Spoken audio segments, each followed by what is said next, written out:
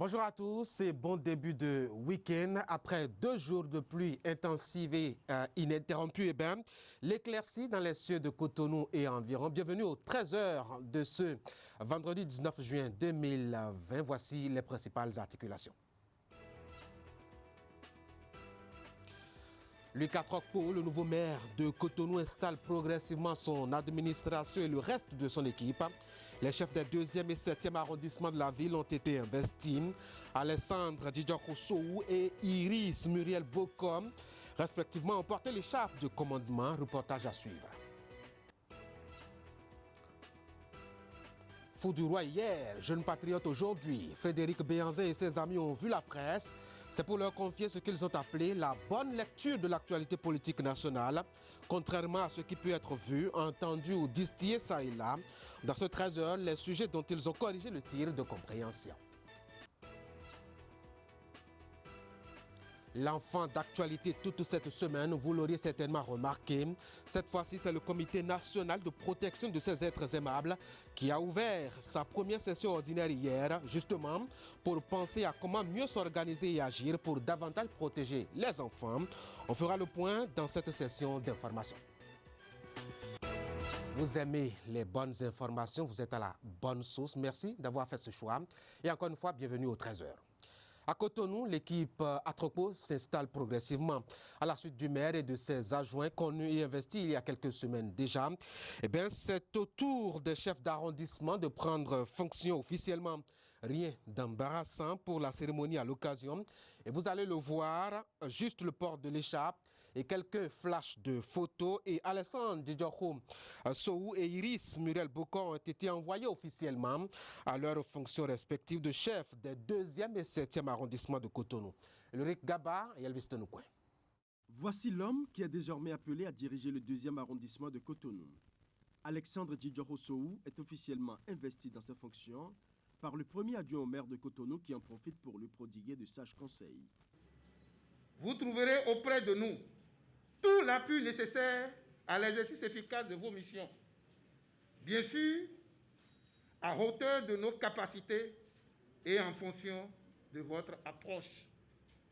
Pour le nouveau chef du 2e arrondissement, nul ne sera de trop dans l'accomplissement de la mission qui lui est assignée. Il met l'accent sur la collégialité qui doit prendre le pas sur les intérêts personnels. Et la population est là pour nous accompagner. Et je pense qu'ensemble, avec les autres, nous allons négocier avec le maire pour créer au moins la construction des infrastructures socio-communautaires dans l'arrondissement. Nous allons faire en sorte d'assainir l'environnement du 2e arrondissement. Les petites choses à faire, je viens de prendre service aujourd'hui. Je vais m'asseoir avec l'administration qui est là. D'ici la semaine prochaine, nous allons décider de ce que nous allons faire ensemble. Dans le 7e arrondissement, c'est à une jeune dame que revient désormais la responsabilité du développement à la base. Jeune, elle l'est, mais prête, elle l'est aussi, pour conduire la mission qui lui est assignée. Elle compte sur l'ensemble de ses collaborateurs pour gagner le pari du développement. Notre parti, le Bloc républicain, a un certain nombre de directives que nous devons prendre. Et ça concerne plusieurs couches, les femmes, les enfants, les jeunes. Donc nous allons travailler afin que toute cette couche puisse mettre la main à la pâte pour le développement de l'arrondissement. Travailler en cohésion, toujours pour le développement de l'arrondissement et de Cotonou. La jeune chef d'arrondissement reçoit pour la circonstance le soutien de ses aînés du parti Bloc républicain. Entre félicitations et conseils, Iris Muriel Bokom se sent galvanisée. Nous sommes venus soutenir notre collègue qui vient de porter son écharpe et nous sommes contents. C'est un sentiment de joie, arrosé par la pluie aussi. J'ai fait partie des rares femmes qui ont pris la tête des arrondissements. Et donc c'est un sentiment de joie et de fierté. Et j'ai pris le Seigneur de l'accompagner. Il se fait que nous avons une candidate bien formée académiquement. Et elle est femme, elle est jeune. Quoi de plus naturel? Je pense que nous allons nous associer à son travail dans le 7e. Parce qu'elle est jeune, pour la jeunesse, parce que nous disons le Bloc républicain, le parti des jeunes. C'est une femme, parce que nous disons le Bloc républicain, le parti des femmes. Et c'est surtout une tête bien faite. Et ça appelle ma fierté. Je lui souhaite bon vent dans ses charges à la tête du 7e arrondissement. C'est une énorme chance pour les Cotonoises et les Cotonois. Aux âmes bien nées, la valeur n'attend pas le nombre des années. En prenant ainsi son écharpe, Iris Muriel Bocom mesure toute la portée de la mission qui lui est assignée. Elle sait que sa gestion doit être un exemple pour toute la jeunesse. Ben voilà. Dans les 4e, 5e et 8e, le 2e adjoint au maire était à la tête d'une délégation parallèle pour le même exercice. Les chefs de ces 3 arrondissements ont reçu publiquement le pouvoir d'exercer leur autorité sur les entités territoriales qui leur ont été affectées. On va retrouver Ulrich Gaba et Elvis Tonoukouen. Devant l'assistance regroupée dans le respect des normes de distanciation sociale, le 2e adjoint au maire de Cotonou installe officiellement 3 de ses adjoints. Il s'agit d'un nouveau chef du 4e, 5e et 8e arrondissement de Cotonou. À tour de rôle, les nouveaux responsables reçoivent leurs écharpes. Mon souhait, monsieur le maire, messieurs les élus, les chefs quartiers, est que l'esprit constitutif et bienveillant qui nous a toujours animés perdure et que la population du 4e arrondissement se sente épanouie par un élan de développement radieux. Chers citoyens, population du 5e arrondissement de Cotonou, l'heure a sonné pour une union sacrée autour de nos conseillers locaux et les forces vives pour l'essor de notre arrondissement. Vive la population du 5e arrondissement. Je resterai particulièrement très attentif à la prise en compte des besoins spécifiques du 8e arrondissement. Je voudrais m'adresser maintenant à mes collaborateurs et agents à divers niveaux du bureau d'arrondissement. J'exigerai de vous la rigueur, l'efficacité et la transparence au service des intérêts des usagers et de la population. Cette cérémonie fort simple est tout de même empreinte de solennité. Le 2e adjoint au maire de Cotonou en profite pour prodiguer quelques conseils au nouveau chef d'arrondissement. Les élections sont désormais derrière nous et seul le développement doit occuper notre quotidien. Il s'agira donc pour nous de remplir le mandat local en contribuant effectivement à l'amélioration du cadre de vie des mandats. Voilà pourquoi j'insiste et persiste pour vous convier à être un rassembleur. Cette série d'installations des chefs dans leurs arrondissements respectifs est le signal que le développement à la base, imprimé par le chef de l'État, prend toutes ses couleurs au sein des communes du Bénin en général et à la municipalité de Cotonou en particulier. Merci à Elvis Gaba pour le point. On va changer un peu de registre, mais on va rester toujours dans le monde politique. Ne les appelez plus les fous du roi. Aujourd'hui, le groupe a refait son baptême et s'appelle les Jeunes Patriotes du Bénin. Vous connaissez déjà leur visage, dont le plus emblématique reste Frédéric Béhanzin. Ils étaient encore au devant de la presse pour lui expliquer la façon dont elle doit saisir un certain nombre de sujets d'actualité et en rendre compte au public. La loi interprétative dernièrement votée, en plein processus d'installation des équipes des exécutifs communaux, la question du parrainage des candidatures à la présidentielle et bien d'autres. Voici comment il faut les comprendre et comprendre la démarche du pouvoir talent. C'est un résumé dans ce reportage d'Akime Seydou Osseni. C'est la fierté d'être béninois qui nous rassemble ici aujourd'hui. Et c'est au tour de Frédéric Béhanzin que l'exercice dit d'éclairage de l'opinion publique nationale et internationale s'est effectué. Les jeunes patriotes du Bénin et des leaders politiques sont à l'abordage. Cette sortie répond à un devoir de nécessité. Éclairer la lanterne de l'opinion publique au sujet des derniers assauts de l'opinion contre le pouvoir du président Patrice Talon, notre leader charismatique. 4 sujets jugés d'envergure ont été épluchés, entre autres la loi interprétative, des dispositions organisant l'élection du maire, de ses adjoints et des chefs d'arrondissement. Quel est le péché d'un président démocratiquement élu qui donne force à la loi et à l'ordre? Le péché du président Talon, c'est de vouloir imposer la loi pour la rigueur de la loi et dans l'ordre et non le désordre. Au peigne fin, les conférenciers ont passé la récente actualité du parrainage. Des chapelles s'opposent à propos. Le parrainage n'est qu'une confirmation de l'adhésion du peuple au projet de société d'un prétendant à la magistrature suprême et les députés et les maires, étant les représentants de ce peuple, ont tout le devoir donc de parrainer un candidat. Comme dans un jeu de rôle, ils vont se succéder au pupitre. Aujourd'hui, le Béninois a peur du bien public. Aujourd'hui, il y a beaucoup de mesures qui sont prises aujourd'hui quand même pour que les recettes viennent dans la caisse de l'État pour les investissements aujourd'hui. Il faut dire en fait que c'est un gage que le chef de l'État donne. C'est un legs qu'il laisse à la prospérité, mais surtout à cette jeunesse qui doit s'en saisir. De quoi est-il question quand nous parlons de réforme du système partisan? Il faut le reconnaître tout de suite, il s'agit en un mot de l'assainissement du paysage politique du Bénin. Dans sa prise de parole, Fred Kounou opte pour l'apologie de la vertu de la justice, un des fondamentaux retrouvés selon ses dires. Il nous a réconciliés avec cette justice en annulant dès les premières heures de son mandat, disais-je, les concours frauduleux. Désormais, chaque famille de ce pays se dit que ses enfants peuvent regarder l'avenir avec confiance et s'y faire une place. L'exercice est annoncé pour être périodique ce mercredi, appelle d'autres rendez-vous. Merci à Akimé.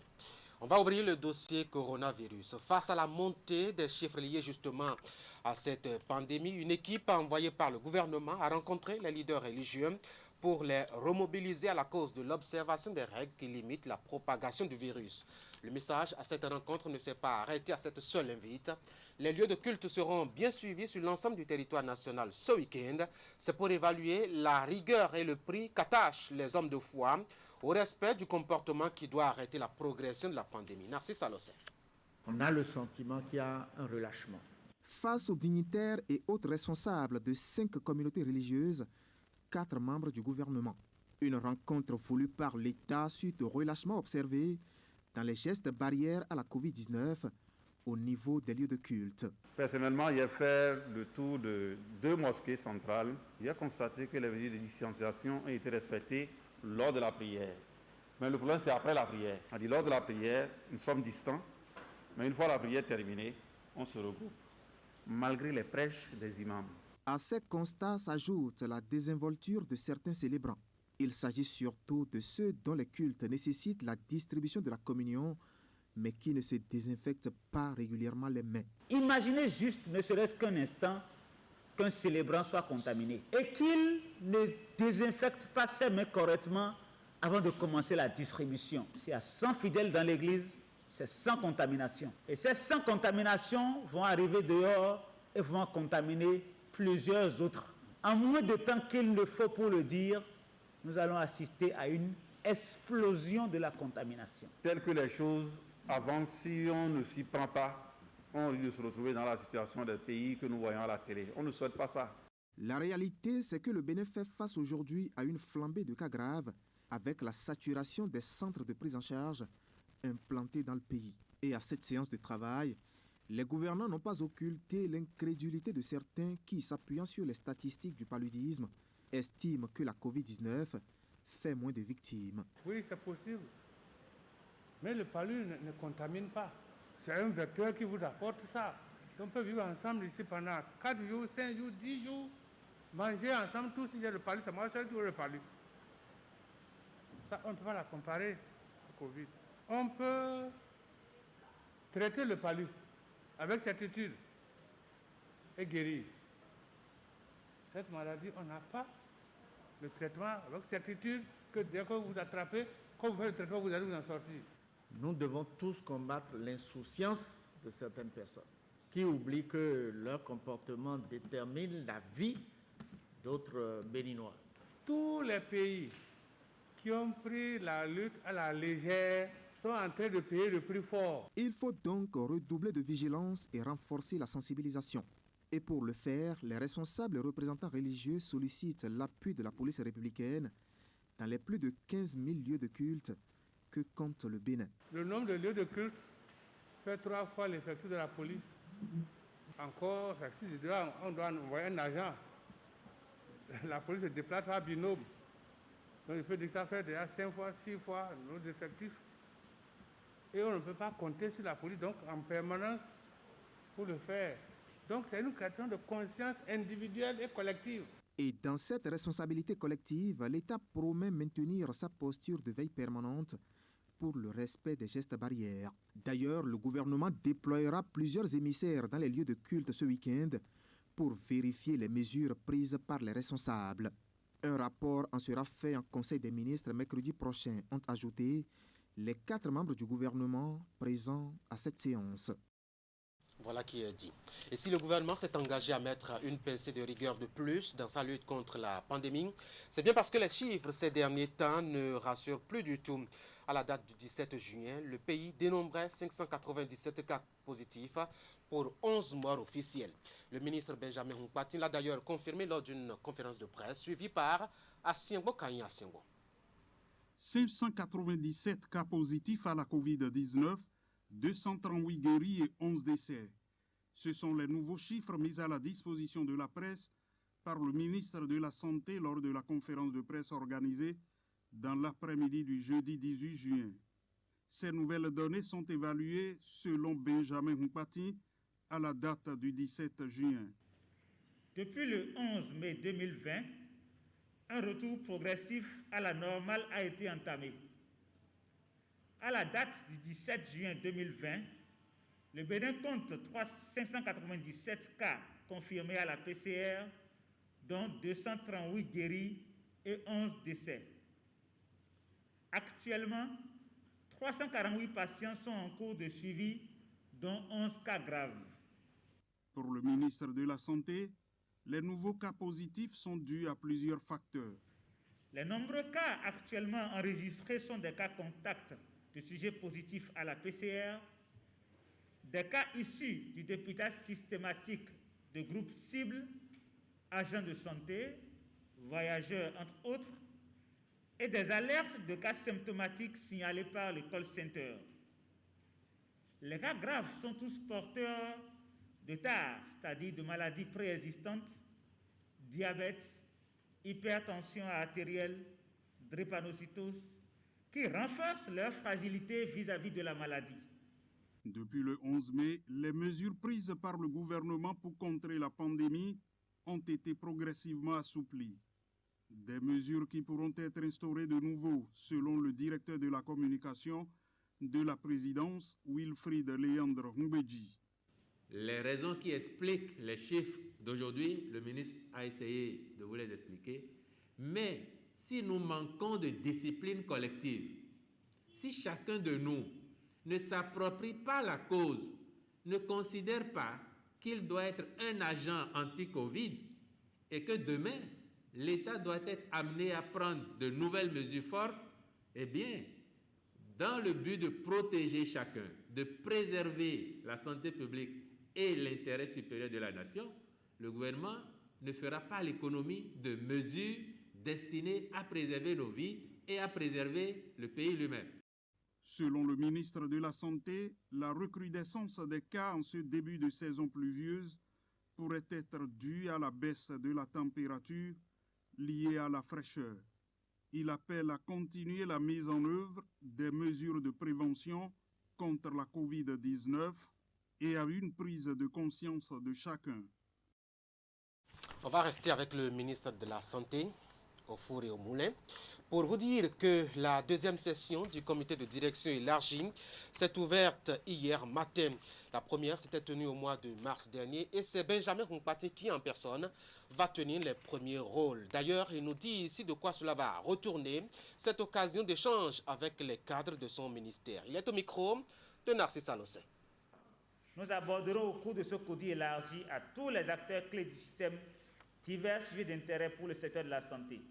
Il s'agit notamment de l'exécution du plan de travail annuel 2020 et la préparation du plan de travail annuel 2021, du renforcement du secteur en ressources humaines qualifiées, de l'élimination des équipements et matériels usagés non récupérables des formations sanitaires, de l'utilisation rationnelle des fonds des comptes d'amortissement dans les centres périphériques et enfin la mise en œuvre des recommandations de la Commission chargée du contrôle des prestations de soins. Mesdames et Messieurs, je souhaite qu'à l'issue de nos travaux, des résolutions pertinentes soient prises pour l'atteinte de nos objectifs. J'attacherai une grande importance à toutes les propositions utiles qui seront formulées. D'une session à une autre et comité pour comité, celle dont je m'en vais vous parler s'est ouverte à Cotonou pour se pencher sur la question de l'enfant et de sa protection. Elle est initiée par le Comité national de protection de l'enfant. C'est la première fois que les membres de la structure se voient ainsi dans ce cadre et pour ce sujet-là précisément. Clément Achadi.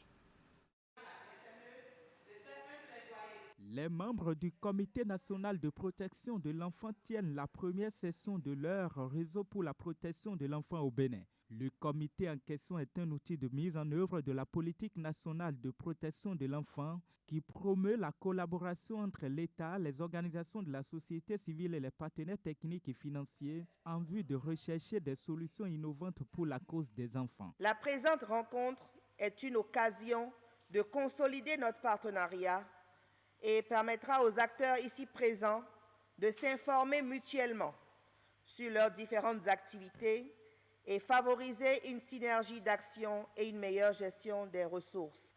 Il s'agira pour nous de faire le bilan de la mise en œuvre des activités au niveau de chaque acteur, d'identifier et d'analyser les goulots d'étranglement, puis de trouver des approches de solutions. Ce sera l'occasion également pour nous de faire le point des 3 mois de fonctionnement de la ligne d'assistance aux enfants dont l'importance n'est plus à démontrer. Avec la mise en place de ce comité, le Bénin veut atteindre un objectif capital. À l'horizon 2025, tous les enfants du pays vivent dans un cadre familial, communautaire et institutionnel, exempt de toute forme de violence, abus et exploitation à leur égard. Pour ce faire, tous les acteurs se mobilisent déjà comme c'est le cas du ministère en charge de l'enseignement secondaire et les partenaires techniques et financiers. Le rôle de ce comité doit s'étendre dans nos différents établissements scolaires et que, par conséquent, nous devons travailler ensemble. Ce n'est pas pour rien que le ministère des enseignements secondaires, techniques et de la formation professionnelle est membre de ce comité. Toutes les félicitations. Le travail n'a pas été toujours facile pour pouvoir mettre en place cette ligne d'assistance aux enfants, la ligne 138. Et comme vous conviendrez avec moi, les résultats qui sont ressortis sont vraiment des résultats louables avec comme implication toutes les actions qui ont été prises pour la réponse. Les travaux de cette session du Comité national de protection de l'enfant débouchent sur des recommandations dont la mise en œuvre induira une efficacité plus accrue des actions. Cette session se veut donc être un véritable rendez-vous de partage d'expériences, de compte rendu des réalisations au profit des enfants, de même que l'identification des difficultés afin de trouver des solutions idoines. Actualité, droit et protection des enfants toujours, et cette fois-ci, direction Lokossa. Là-bas, le duo Afrique Mutualité ONG et Care International Bénin a profité de la quinzaine de mobilisation contre les violences basées sur le genre pour célébrer la journée de l'enfant africain.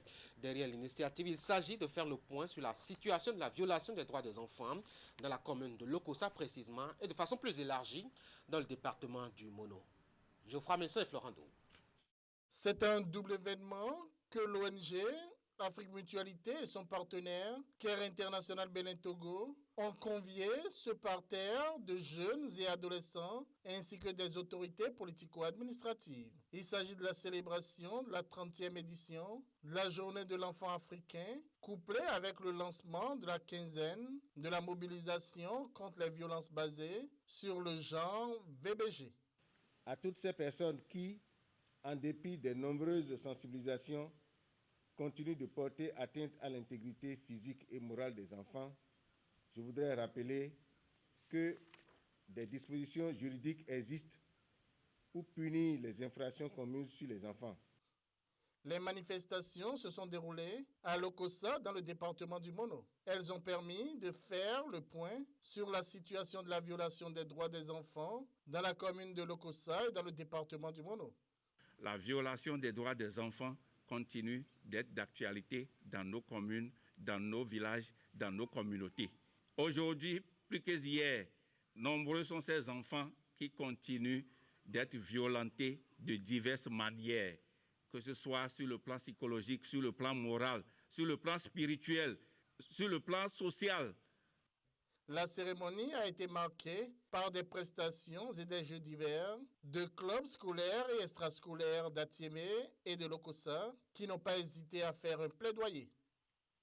Mais comment voulez-vous qu'on parle d'accès à une justice adaptée aux enfants si les enfants jeunes ne maîtrisent pas les mesures de protection disponibles, les lieux d'accès des services de soutien et comment y accéder? Ont leurs droits les plus élémentaires brimés. Cette situation nous amène donc, selon Monsieur le Préfet, à nous organiser pour constituer une force capable d'influencer les prises de décision en faveur de l'égalité et du respect de nos droits.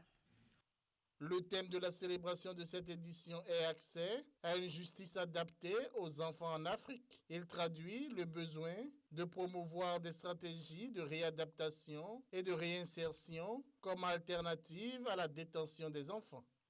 Je voudrais surtout vous dire que nous allons nous atteler à faire appliquer l'arsenal juridique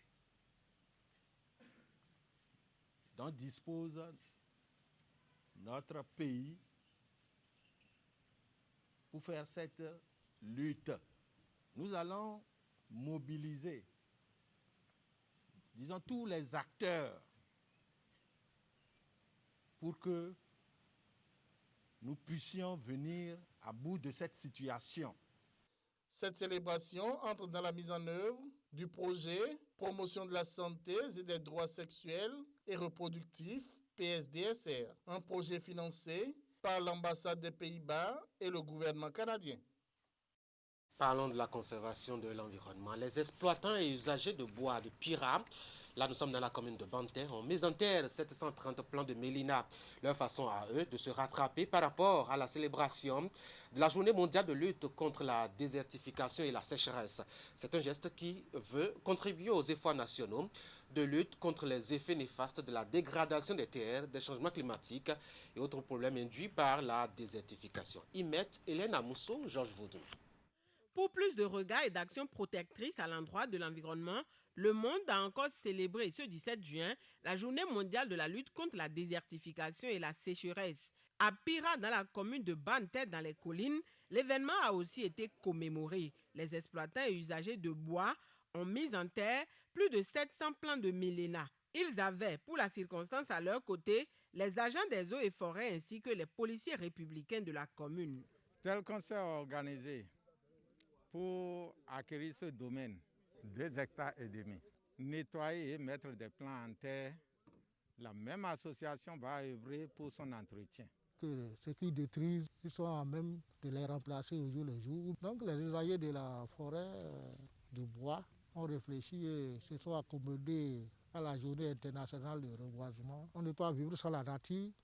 Mais quand on vit avec la nature, il faut accompagner la nature à nous aider à vivre. Adoptée le 17 juin 1994, la Convention des Nations Unies sur la lutte contre la désertification vise à mettre en état les terres dégradées, freiner la disparition des sols et restaurer le couvert végétal. Le thème cette année intitulé « Aliments, fourrage, fibres, production et consommation durable » vise à inciter les producteurs et autres acteurs du secteur du bois ainsi que les agriculteurs à adopter des pratiques et techniques culturelles qui préservent l'environnement et permettent une production agricole importante. Depuis ce site appartenant à l'Association des exploitants et usagers de bois de Banté, les uns et les autres ont invité les Béninois à œuvrer pour la préservation de l'environnement. Le thème de cette année veut dire de produire les cultures vivrières de façon durable pour ne pas porter atteinte à l'environnement. Le tout ne suffit pas de mettre les plants à terre, il faut les entretenir. Et pour finir, je lance un appel à la population de Banté pour qu'ils puissent faire comme ces usagers et que chacun mette un plant en terre. Déjà 26 ans maintenant que des actions concertées sont menées pour une planète plus verte. La lutte contre la désertification pour les uns et les autres revêt une importance capitale pour la survie de l'humanité. Et à ce titre, tout le monde est appelé à jouer sa partition. Un élément en deux, côté sport, pour boucler cette édition. Les membres de la Confédération africaine des Sport Bowls se sont vus pour évaluer le niveau des préparatifs des mondiaux de pétanque que le Bénin s'apprête à accueillir en cette année 2020. Il y a une relative sérénité découlant d'une préparation qui tient dans le temps. C'est ce qu'on peut retenir de façon globale de cette rencontre ouverte par le président de la Confédération. Voici le point avec Akime Seydou Osseni. C'est une évidence que le Bénin abritera en 2022 le cinquantenaire du championnat du monde de pétanque. Le rendez-vous semble être lointain, mais la longue marche entamée relativement aux préparatifs impose des points d'étape. Dans le rétroviseur le plus récent, le 12 décembre 2019, c'est donc à bon droit qu'il faut inscrire la séance de travail tripartite de ce jeudi entre la Fédération béninoise de pétanque, la haute structure de supervision de la CASB et la section antidopage de l'instance fêtière africaine des Sport Bowls. L'organisation de ce 50e championnat du monde de pétanque au Bénin en 2022 est perçue et reconnue comme un événement phare de la saison sportive à l'échelle nationale, continentale et internationale, conformément au programme d'action du gouvernement du président Talon. Loin de se positionner en père Fouerta, le président Idrissou Ibrahima rêve d'une compétition de qualité et de performance, toute chose qui nécessite un état de veille permanente et une conjugaison d'efforts sans exclusive. En tout état de cause, nous osons croire que le ministère en charge des sports au Bénin mettra tout en œuvre de manière rassurante pour faire rêver positivement et faire vivre l'Afrique et le monde. Ce grand rendez-vous mondial des boules en 2022 à Cotonou, au Bénin. Le rêve fortifie l'âme, dit-on. Il est alors permis de rêver. C'est objectant la concrétisation de ce rêve que l'honorable Idrissou Ibrahima suggère. Les autorités sportives du Bénin feront le point des préparatifs de façon physique et autres dispositions à la Confédération africaine du sport boule. 2. La Fédération béninoise de pétanque sera appelée à faire ses observations et à apprécier l'état des lieux. 4. La Confédération africaine de sport boule tirera enfin les conclusions qui s'imposent à transmettre à la Fédération internationale de pétanque et jeux provençal. En tout état de cause, 2022 est irréversible. Le Bénin sera le carrefour mondial de la pétanque. Le défi n'est pas singulier, il en appelle à un sursaut patriotique, à une sincérité dans l'engagement et à une proactivité permanente. Idrissou Ibrahima a la faiblesse d'en faire sa religion. Et voilà, vous avez pu le rectifier par vous-même. Et bien, les mondiaux se tiendront en 2022. Et justement, pour le dernier élément, au thème de la séance de travail, nos reporters sur place ont tendu leur micro à Guy Tronou et Casimir Djossou. Ils sont respectivement directeurs techniques Afrique de la CASB et secrétaire général de la Fédération béninoise de pétanque. On va les suivre au micro de Canal 3 Bénin, d'Akime Seydou Osseni et de Moufid Sabo. Le premier acteur, c'est la Fédération béninoise de pétanque. Mais s'il convie maintenant cette réunion, c'est de savoir d'abord à quelle étape nous sommes. Qu'est-ce que la Fédération béninoise de pétanque a fait depuis lors jusqu'ici. Et en même temps, c'est également de faire en sorte que les étapes qui sont à effectuer, que ce soit administratif, technique, budgétaire, il se doit également de savoir quelles sont les démarches que la Fédération béninoise de pétanque a effectuées. D'abord, c'est ça. Bon, je voudrais rassurer tout le monde que la Fédération béninoise de pétanque travaille. Avant toute chose, pour toute organisation, il faut d'abord identifier le site. Le site qui doit abriter le championnat du monde en 2022. Ce qui a été fait. Donc le bureau exécutif de la Fédération béninoise de pétanque a pu identifier un site et c'est à Finayon, à Toklewe. Deuxième chose, après le site, après la construction du boulodrome, il faut des moyens. Et c'est l'État béninois qui doit mettre à disposition les moyens pour le 10 championnat du monde en 2022 au Bénin. À ce sujet, nous avons élaboré un projet de budget pour l'événement. Et ceci a été déposé sur la table du ministre des Sports. Mais il faut reconnaître, si nous avons de difficultés, étant donné que non seulement le siège est au Bénin, le président de la Confédération africaine de sport boule est béninois.